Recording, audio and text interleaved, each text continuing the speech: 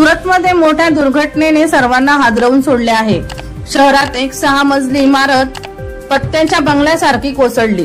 यामुळे परिसरात अगदी भयावह वातावरण निर्माण झाले होते। या घटनेनंतर एनडीआरएफ आणि अग्निशमन दलाची टीम घटनास्थळी पोहोचली। आतापर्यंत 7 जणांचे मृतदेह ढिगाऱ्यातून बाहेर काढले आहेत। मात्र ढिगाऱ्याखाली अजूनही अनेक लोक अडकलेले असण्याची भीती व्यक्त केली जात आहे। स्थानिक नागरिकांनी सांगितले की बिल्डिंग काही वर्ष जुनी होती, त्यानंतर त्यामध्ये 10 ते 15 कुटुंब राहत होते। शनिवारी अचानक मोठा आवाज आला आणि बिल्डिंग पत्त्याच्या बंगल्याप्रमाणे कोसळली। परिसरात सर्वत्र धुळीचे कण तयार झाले। नागरिकांची पळपळ सुरू झाली। संपूर्ण बिल्डिंग पूर्णपणे जमीनदोस्त झाली आहे। घटनेची माहिती पोलिसांना दिली, त्यानंतर घटनास्थळी मदत आणि बचाव कार्य सुरू झाले।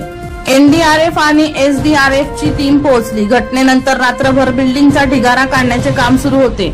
ढिगाऱ्याखाली अजूनही खूप लोक अडकले असल्याची माहिती आहे। घटनेतील जखमींना जवळच्या रुग्णालयात दाखल करण्यात आले आहे। वर्षा लोहार यांचा रिपोर्ट V1 लाईव्ह जळगाव।